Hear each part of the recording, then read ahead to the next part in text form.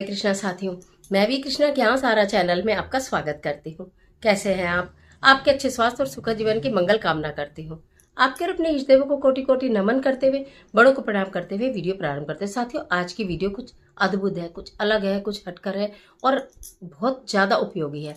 आज हम बात करेंगे कलावे के बारे में, यानी मौली के बारे में, यानी कि रक्षा सूत्र के बारे में, जो कि हम सबके हाथ पर अक्सर बंधा होता है। पूजा और कोई भी अनुष्ठान इस कलावे के बिना यानी रक्षा सूत्र के बिना पूर्ण नहीं होता। इस रक्षा सूत्र को बांधने के नियम क्या है? इस रक्षा सूत्र को कितने दिन हम बांध कर रखें? ये रक्षा सूत्र कितनी बार लपेट कर बांधना चाहिए? और मनोकामना पूर्ति के लिए किस प्रकार स्वयं अपने रक्षा सूत्र को सिद्ध कर कर बांधना चाहिए? ये सारी ही जानकारी एक वीडियो में लेकर मैं आपके बीच में। चलिए झटपट वीडियो प्रारंभ कर लेते हैं। लेकिन उससे पहले अभी तक चैनल को सब्सक्राइब नहीं किया तो चैनल को सब्सक्राइब कर लीजिएगा और बेल आइकन का बटन भी प्रेस कर लीजिएगा, जिससे आने वाली वीडियोस का नोटिफिकेशन आपको सबसे पहले मिलता रहे। मैं बात कर रही हूँ मौली की कलावा की। पूजा अनुष्ठान कोई भी पूर्ण नहीं होता, एक तरह से संकल्प सूत्र भी होता है। संकल्प सूत्र भी कहते हैं इसको, रक्षा सूत्र भी कहते हैं इसको, कलावा भी कहते हैं। सबसे पहले जब हम किसी भी पूजा अनुष्ठान में बैठते हैं तो जो हमारा कलश होता है उसके भी कंठ पर जो है वो मौली और कलावा बांधा जाता है, और व्यक्ति के हाथ पर जो कलावा बांधा जाता है, हाथ में चावल और पुष्प लेके, खाली हाथ कभी कलावा बंधवाना नहीं चाहिए किसी पंडित से भी और कैसे भी। तो हाथ में कुछ ना हो तो चावल और पुष्प ले, नहीं तो कुछ दक्षिणा भी ले, अगर पंडित जी से बंधवा रहे हैं तो उनको दे देनी चाहिए। तो वो कलावा जो रक्षा सूत्र बनवाते हैं पूर्ण रूप से काम करता है। रक्षा सूत्र का काम क्या है पहले ये बताती हूँ। रक्षा सूत्र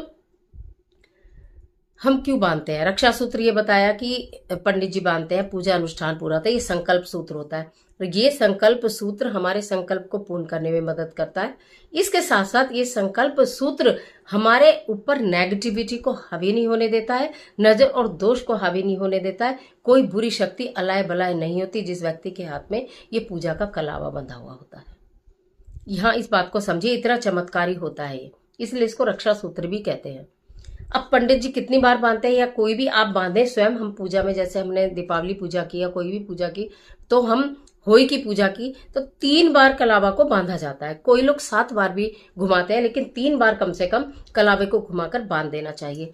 अब जैसे आपको बात बताया कि हमने अहोई अष्टमी पर पूजा की और कलावा बांधा, उसके बाद दीपावली आ गई। अब हम क्या करें? तो हमारा अहोई अष्टमी का कलावा और दीपावली का कलावा, तो ये तो 2 कलावे हम एक साथ बांध सकते हैं, ठीक है। लेकिन इससे पहले का अगर कोई कलावा हो तो वो हमें उतार देना चाहिए। एक के ऊपर एक के ऊपर एक बहुत सारे जो है कलावे नहीं बांधने चाहिए। जो पुराना कलावा है ज्यादा से ज्यादा 21 दिन में आपको उसे उतार देना चाहिए।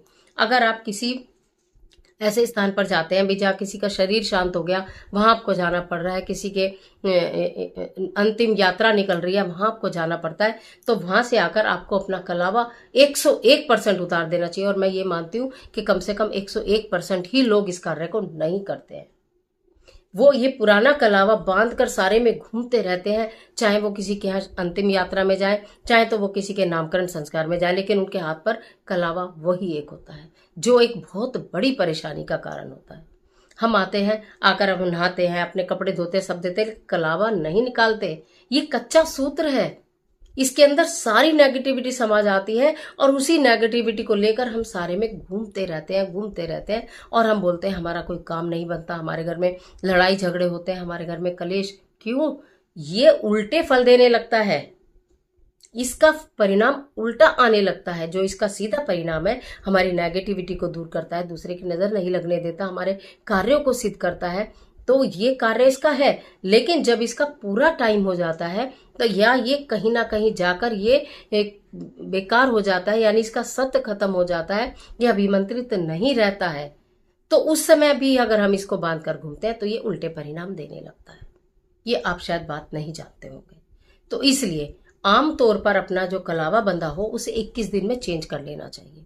21 दिन बाद उतारिए, क्योंकि रोज रोज नहाते हैं, रोज रोज सारे में जाते हैं, तो इसके अंदर तेल भी है, इसके अंदर साबुन भी है, इसके अंदर नेगेटिविटी भी है, इसके अंदर नजर भी है, वो सारा इसके अंदर इकट्ठा है और इसे हम इसे बांध बांध के घूमते रहते हैं।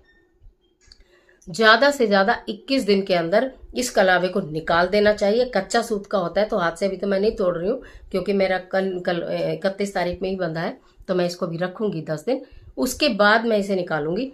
तो वो जो है आप इसे तोड़कर निकाल दो, काट कर निकाल दो, जैसे चाहे वैसे निकाल दो। निकाल कर किसी भी वृक्ष के नीचे आप इसे रख दो, जरा सी मिट्टी ऐसे करके दबा दो।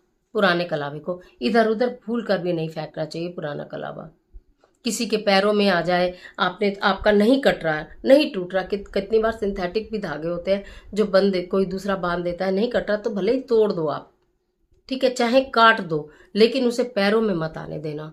और कहीं भी सूतक में, पातक में अगर आप गए हैं तो आके अपना कलावा, जैसे आप अपने वस्त्र चेंज करते हैं, तुरंत कलावा चेंज करिए और फिर पूजा के समय दूसरा कलावा आप धारण कीजिए।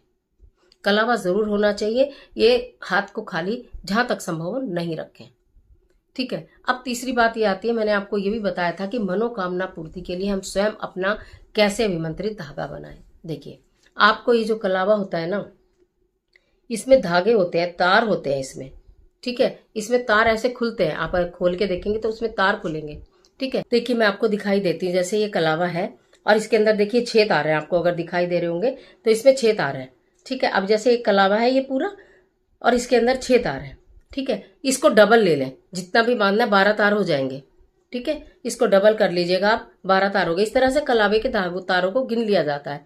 फिर इसमें आप 11 गांठ लगा लीजिए। एक बार और भी मैंने, देखो अभी ये कच्चा है ना सूत, तो एकदम टूट जाता है। तो इसमें आप डबल किया है क्योंकि हमें 11 लेने हैं तार। एक तार इसमें से निकाल भी दीजिए, नहीं निकले तो कोई बात नहीं।